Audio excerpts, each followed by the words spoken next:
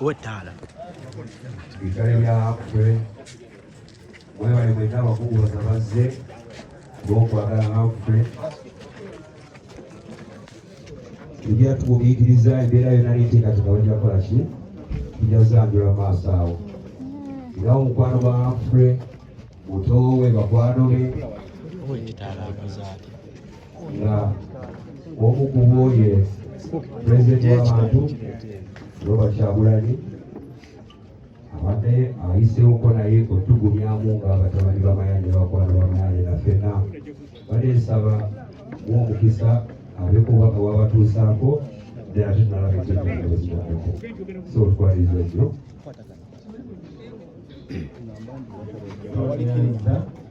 abaganda bange newankubadde nyambala enkofiira nnyingi naye leero njagala okukiikirira famire ya Sentamu wano era nga nze kubagiza baganda baffe bamayanja famire tuli baluganda mu ngeri nnyingi nnyo ng'ogyeko ekyokuba nti fena tuli baana bawano naye era n'eddiini tusomeyomu tuli bakatoliki ate tukata eddiini eyakabi ng'omuziki so naye ate ekyenjawulo nze Humphrey kyali wange omanyi mu famire buli omu alinamu kyaliwe kakati Chameleon ye kyaliwe ebanjo ewaffe naye nga tubakubagiza baganda bange kitalo nnyo from our family to yours we can only send you strength and prayers mukama yasazeewo hamulambutwala but we have each other era tuli ffenna ffenna tubasabira omukama abagumye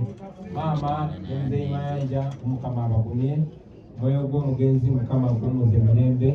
leero twogedde bwetu byaffe bya kiyimbi bya Robert style tukola tuwuliddemu nti zi protocol simanyi byakoze bitya naye tubakubagiza we are here as family